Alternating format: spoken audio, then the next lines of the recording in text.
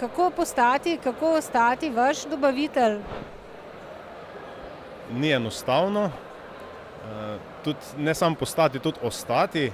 Jaz mislim, da je velik izziv, potrebno imeti veliko kompetenc, potrebno je poznati, kakšno je tržišče, v bistvu potrebno je biti tudi zelo prilagodljiv. Kako pa vi potem izbirate dobavitelje?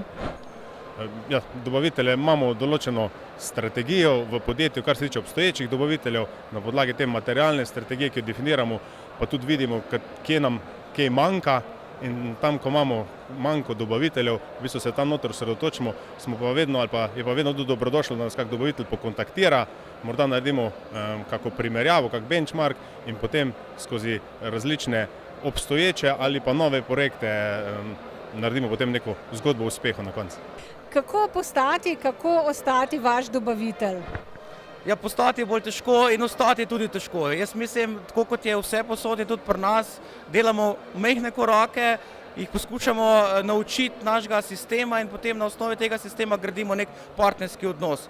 Tako da jaz mislim, da tudi kako so druge firme, tudi pri nas imamo pač neko politiko, ki pač moramo spremljati in na osnovi tega se potem držimo nekih načel.